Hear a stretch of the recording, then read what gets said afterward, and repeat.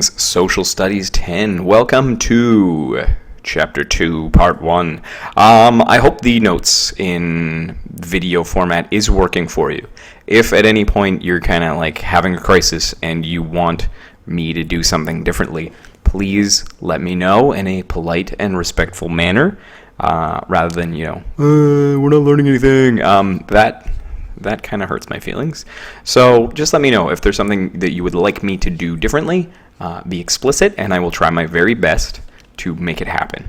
But here we are. We are at the beginning of Chapter 2. We are done Chapter 1, so please review Chapter 1 and be ready for a quiz on it.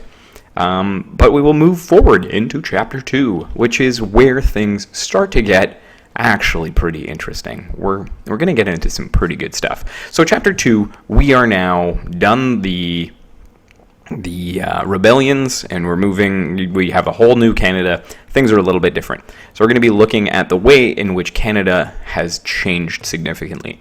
And so Canada is already changing, as you can see from these two pictures. Canada, of course, we have to keep in mind, is a really, really big place. I think we already knew that, but it's especially big in the beginning of its history because there aren't very many people. And the the places where there are a considerable number of people are still pretty small compared to today.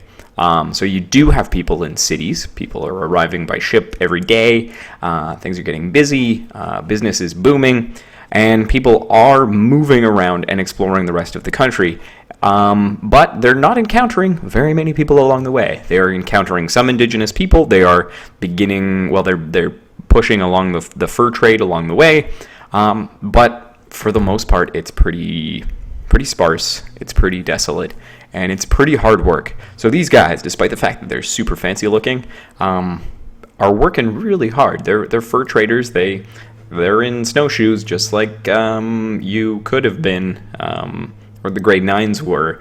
But of course, take a look at this guy's pack. It is way loaded down. That would be extremely heavy, and he's going to need dogs to help him carry it all the way. And he likely didn't actually look this clean and fancy while he was fur trading, although he likely did have wicked awesome sideburns like that. All right, so let's get right to it. So in the 1840s, that's kind of where we left off. The world is going through a whole lot of stuff. And so to help us sort of understand Canada in the 1840s, it's helpful to think about what else is going on in the world. So in 1841, the two Canadas were united as United Canada. Cool. In the United States, they were on their 9th president, and within a month, they were on to their 10th president because Henry Harrison died after only 1 month in office. I think he was sick at the time he was elected, and he only lasted 1 month. So very sad, very short time in office. It's kind of fascinating. People really, in the U.S., there's a huge emphasis on knowing presidents and all that kind of stuff. But there's a good chance that someone might be just like, oh my God, who's the 9th president of the United States? And if you can say Henry Harrison, number 9, he died after only a month in office, they'll think you're amazing. Most people only know probably Thomas Jefferson, George Washington, Abraham Lincoln, and maybe the 2 Bushes and Barack Obama. That's the average person, including people in America. So don't feel like you have to know a lot. But it would be good to know a few American presidents. You can wow people with your amazing knowledge, and knowing a few things, it does help you kind of understand history in other parts of the world. Because if you know that Taft was president at the time, that might help you understand some different things, depending on how much you care about history. But American history, despite the fact that we in Canada like to poo on it, is kind of interesting, important in our everyday lives. It's part of popular culture. So, I would recommend, at least Google John Adams at some time in your life. At least know who Thomas Jefferson was. Maybe know who Franklin Delano Roosevelt was at some point. And maybe even Teddy Roosevelt. But for the most part, it's not going to, be hugely useful information in your life. But smart people know American presidents. although I don't like the term smart. So anyway, in the U.S., of course, we already knew this, probably just want to keep it at the back of your head as we're going through. In the U.S., slavery is really important to the economy. So if you're in a southern state, if you own a cotton plantation, if you are involved in producing tobacco, chances are very good that you own slaves or wish you owned slaves, or at least knew people who owned slaves. Slaves would have been shipped across the Atlantic Ocean from Africa. And despite the fact that there are many countries around the world who are against slavery, many of those very same countries are contributing to slavery in a meaningful way, as we will notice in just a sec. So in Great Britain, there is a strong anti-slavery movement, and it's growing pretty significantly. So Britain is pretty quick to go against slavery. That's easier for them to do than Americans because their economy does not depend on slavery to stay afloat. Americans are going to be very, very slow to get rid of slavery because for many Americans, slavery was essential to their livelihoods. The thing I've noted here is that women were excluded from the anti-slavery movement. So they're fighting for the rights of other human beings, and that's really wonderful, but they haven't yet really thought hard about the importance of human rights for everybody, and not just, men, but women too. And this is going to be an ongoing issue for the rest of Social Studies 10 and Social Studies 11, because it takes a long time for everybody to get rights. And you could very easily argue that here we are in 2016, right? And we still haven't quite gotten there where everybody has rights. And, that's probably a debate that won't end anytime soon either. There are going to be people who want to fight for the rights of fetuses too, and that is a interesting and sometimes really tricky subject. You've probably heard of this lady before, but Queen Victoria is the ruler of Britain in the 1840s. She will be the ruler of Britain for quite a long time. She has a very long reign, and she's super, super important. A lot of people get Queen Victoria confused with Queen Elizabeth. Sometimes they get Queen Elizabeth I confused with Queen Elizabeth II for that matter. But Queen Victoria is the ruler in the 1800s or the 19th century, and she's super important because we basically call that time period the Victorian era. Now, the Victorian era has specific starts and ends because of when she becomes queen and when she passes away, but the Victorian era tends to just be used broadly to refer to things going on in the 1800s, not the 18th century, the 19th century. So just keep that in mind. The 19th century is the 1800s. The 18 and 19 doesn't match up, right? So just remember that. So Queen Victoria is really, really important, and you've likely heard of Victorian for any number of reasons. Maybe your family watches Downton Abbey. That's holding on to certain Victorian values and views, despite the fact that it's not during the Victorian era. Perhaps you have read books by Jane Austen and love them very dearly, which I sincerely hope you do. If you don't, you should read one. I recommend starting with Pride and Prejudice. It is amazing.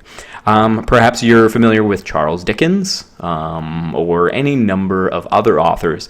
The author of Dracula, Bram Stoker.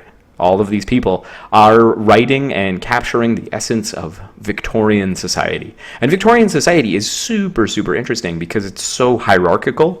You have really wealthy people who get to just spend a lot of time thinking and talking and spending a lot of money and discussing the injustices of the world. And then meanwhile, you have really poor people who are struggling just to survive, including children in basically, working in factories, as you remember from the Industrial Revolution. You have people just eking out an existence because their farms were taken away from them, and all that kind of stuff. So we're connecting a little bit of what you learned about the Industrial Revolution as we go through this. So Queen Victoria, very, very important.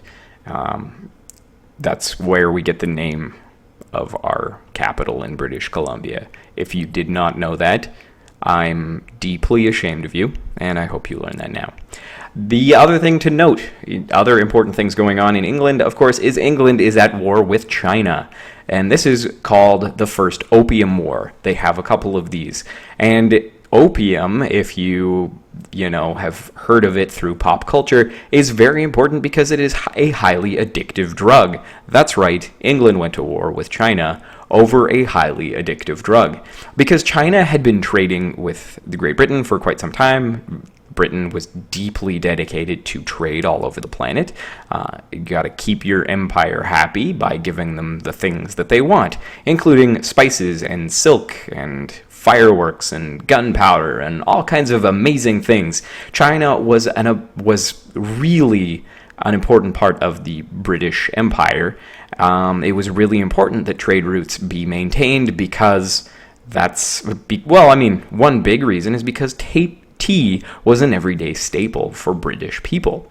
And not just British people in Britain, but British people in the Canadas, British people in India, British people all over the place, even in the, what do you call those, the tropics, the Caribbean. People love tea. And eventually it got to the point where China's just like, you know what, like you don't have anything to offer us that's of any value. We don't really need silver anymore, guys. Like, sorry, we're going to slow down trade with you. And Britain's like, no, hang on. We got one last amazing thing that you guys are going to just love the heck out of. We have opium. And opium is a drug that you can smoke. And it really tends to calm people down, and they just stop caring about everything except smoking more opium.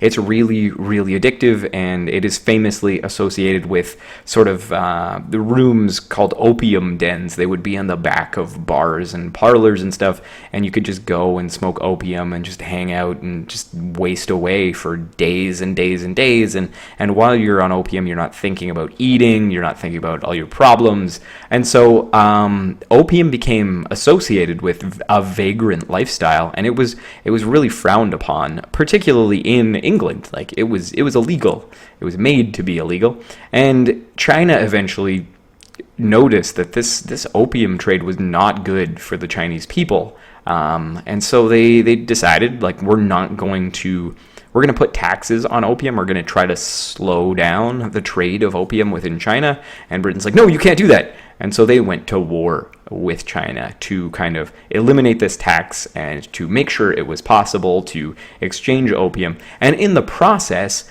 Britain took Hong Kong. And if you know anything about, fairly recent history, the transition from Hong Kong leaving its era as a British property went on all the way until the 90s. And so this is really an important moment in history, because control of Hong Kong becomes a huge influence in China and, of course, influence all over the Pacific Ocean. And so this is a very big and important moment in history. The other thing also, just wanted to note, where did the opium come from that was being sold to the Chinese? It came from Afghanistan. So Britain has control and influence in Afghanistan. They're taking the opium and the poppies that it's extracted from and selling it to the Chinese so that they can get tea and gold and gunpowder and all kinds of other cool stuff. So very interesting, and it kind of demonstrates a little bit of the complexities of just why Britain needed to maintain this massive empire, because every place offered something special, and then they were able to use that special thing to kind of facilitate further trade and further cool stuff. So very interesting stuff. The other thing that I guess I'll just mention really quickly about opium. Opium it's extracted from a particular type of poppy. And so, if you're ever riding your bike along the what's that called? The greenway, you'll notice that there are poppies. Those are not opium poppies. At least I don't think they are. I'm pretty sure they're not. But opium is a simple drug to extract. It comes out of these poppies. It comes out of the nectar, and then you can smoke it. It's simple and straightforward.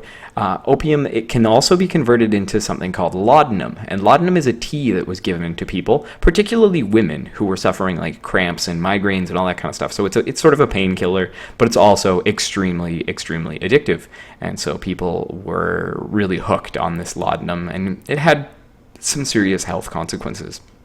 The other thing that opium can be converted to and concentrated into, I believe, the next step up the ladder from that is morphine. And so morphine is a drug that gets used nowadays. So if you're in the hospital and if you've had your wisdom teeth out, you might get a brief period of a morphine drip, or if you're after surgery, you might be administered morphine while you're healing, so you're not feeling like you're in so much pain. Morphine is also highly addictive, so people who are on morphine for a long amount of time will tend to go through extreme withdrawal symptoms and can be very, very harmful. In fact, in some cases, getting off of morphine can be just as hard as healing. So morphine's really a tricky and important drug, though, especially in medicine nowadays. The next step from morphine, I believe, is what we would refer to nowadays as heroin. So morphine goes directly into your veins. It kind of kills the pain, all that kind of stuff. And then heroin is even stronger. It's certainly a painkiller, but it's all kinds of other things. Also extremely highly addictive and can basically destroy your life. So they're all connected. They're all part of this one drug. And it's worth noting how important this particular drug has been throughout history. And, it has been used for good and for evil. So just thought I'd explain that and clarify it, because opium's a really important and significant thing in history. All right, the last thing that we should talk about the world in the 1840s is the Wild West, right? So it's the 1840s. The United States are not the 13 colonies. They have been independent for some time. They're dealing with all kinds of interesting things that will bubble up later as the North goes anti-slavery and the South stays pro-slavery. All that's going to be very important. But the other thing they're doing is colonizing westward. They are expanding across the country, trying to go from sea to sea. I think we talked about that in what's referred to as manifest destiny. And so manifest destiny is this belief that Americans are ordained by God to take over the whole of what we now think of as the United States, all the way across. And so along the way, they are suppressing and oppressing Aboriginal people, in some cases going to outright war, but for the most part, they're trying to negotiate treaties and then take advantage of maybe people's uncertainty about the law so that they rightfully own the land. They get to take it away from the indigenous peoples and just take over and move in. And so that's what's called the frontier. So the frontier is at the line, and so if you're pushing the frontier forward and forward and forward until eventually it hits the Pacific Ocean. And so frontier life could be very, very hard, sometimes involving war with people and your neighbors and indigenous people and all that kind of stuff.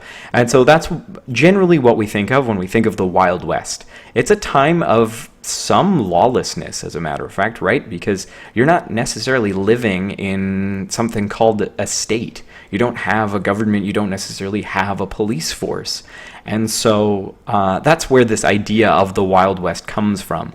And so in some cases, might had to make right. If someone had misused you or abused you or cheated you or lied to you, the only option available to you might be to take the law into your own hands. And so it's a very interesting time. It also gets romanticized in all kinds of movies and TV shows. And, if you're curious about this, I cannot recommend the TV show Deadwood enough. However, I'm going to put a big, strong caveat there and suggest that you maybe don't watch it until you're 18, because it's extremely violent and adult in content in every possible way. But at the same time, it's amazing. So maybe just put it on your radar and save it for a few years and then go watch it, because It's really, really good. If you're just curious about the Wild West generally, and you just want to like know one or two things, why not watch a Clint Eastwood Western? They're a great place to start. They can be a little slow to modern audiences, but they're still like super awesome. All right, moving on. Let's go back to Canada. So, in Canada, in the 1840s, now that the rebellions are over, immigration seems like a great idea. People are quite happily coming to Canada and settling here because, hey, I'm a British subject and life in Britain is hard. Where could I go and, retain my rights as a British citizen and enjoy myself? And so a lot of people are heading off to Canada. And so the population is starting to grow, particularly the English-speaking population. And for the very first time in Canadian history, now there are more English-speaking people in Canada than French-speaking people, which has really significant political implications. Suddenly, politicians are kind of looking at the numbers and checking out the figures and realizing, like, well, if the majority of people is English, we don't really need to make any accommodations to French Canadians. We could push all this through and we'll still, retain our seats and things are really good. So French Canadians are recognizing this and feeling it every day. And so French people, as well as French politicians, they start to organize and try to protect French interests. So they're going to start putting things forward to protect language, to protect religion, to protect separate education, to really conserve a Canadian identity, a French Canadian identity. But I'm not wrong to say a Canadian identity, because keep in mind that the French have been there quite a lot longer than the English people. So they have a longer and kind of longer history and sort of a more Canadian culture than many of the people coming in. Because the people who are coming in still identify not as Canadians, but as British people living in Canada. They have a British identity. They salute the British flag. They sing God Save the King, all of those kinds of things. So they don't necessarily identify as Canadian. And so that's going to be really interesting as the French and the English sort of face off on many important issues moving forward. So this is the very first time that now suddenly the French are a minority and they have to figure out how they retain some level of power within the government. So keep that in mind all the time. Next up, we need to talk about Canada West and Canada East. So now that Canada is united, they're going to call it United Canada. Not just Canada, it's United Canada. But it's divided into Canada West and Canada East. Canada West is what used to be called, I'm just trying to remember, holy smokes, it is what used to be called Lower Canada, and Canada East would be called Upper Canada. I'm pretty sure I got that all right. I'm just trying to do it in my head. So Canada West, of course, is going to be the English-speaking part of Canada, and Canada East is going to be the French-speaking part of Canada for the most part. Of course, there's this whole issue of minority-majority. But Canada West is really growing because there isn't this French question going on. And so as the population grows in Canada West, the economy grows in Canada West, and that drives the population to grow even more. And so we're getting urbanization in a really interesting way for kind of the first time, not totally the first time, but it's happening in a really big way. And so York is growing and growing and growing. It is now becoming known as Toronto, the big major metropolis, although I don't think it would be fair to call it a metropolis in the 1840s yet. And so this is really changing the everyday life of people in Canada West. Suddenly you have a strong economy, you have lots of people, you have all this kind of stuff. So life is getting really interesting and getting kind of modern and generally pretty good. And so as businesses are becoming powerful and influential and they're making lots of money, the government is changing its strategy. For a long time, the government wanted to promote immigration. It wanted to promote business. It was spending money to do those things. So in order to make sure that people could come into, Lower Canada, yeah, I think that's right. Okay, I'm a bit rusty at the moment. So in order to encourage people to come down there, the government was spending money to build canals and to build roads and to develop things to make people come. But suddenly they don't need to do that anymore. So in order to save money, the government's not going to spend money building roads or building canals or doing any of that kind of stuff. If you are a business and you want people to come, you can spend the money. And it's a pretty clever practice. And I think, if we were to make parallels today, I think we could find some parallels pretty quickly. Modern governments do not like to spend money that they do not have to spend. So, I'm sure if Christy Clark could magically find some company that wanted to pay for a new bridge to go to Delta instead of to replace the tunnel, if some corporation was like, what, this is great for business, we could get more people to come and work for us. Let's pretend, that Walmart that they're planning on building, Walmart decides, in order to make sure more people come and shop at Walmart and work at Walmart from Delta, let's build a bridge. The government's going to be like, yeah, absolutely, great idea. You should totally build a bridge. Thank you. We'll see you later. Take care of that. Why wouldn't you? Why wouldn't you take advantage? You might check to make sure their bridge designs are decent and nobody's going to die. But, if they want to buy a bridge, cool, awesome. So that's kind of what's happening. So if businesses want canals to be made so that they can ship more of their goods, go ahead.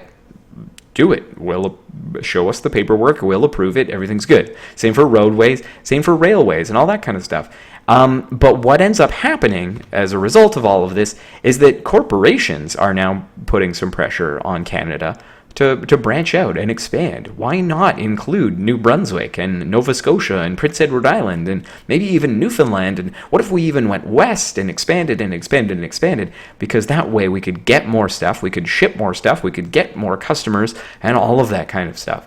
So the more united the British colonies of North America are, the more money there is to be made, the more business will be happy. And if business is happy, government will be happy, people will be happy, and this is all pretty cool.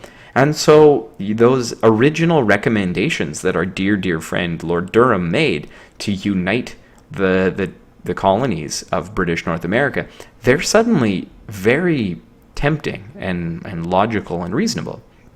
So this is really important.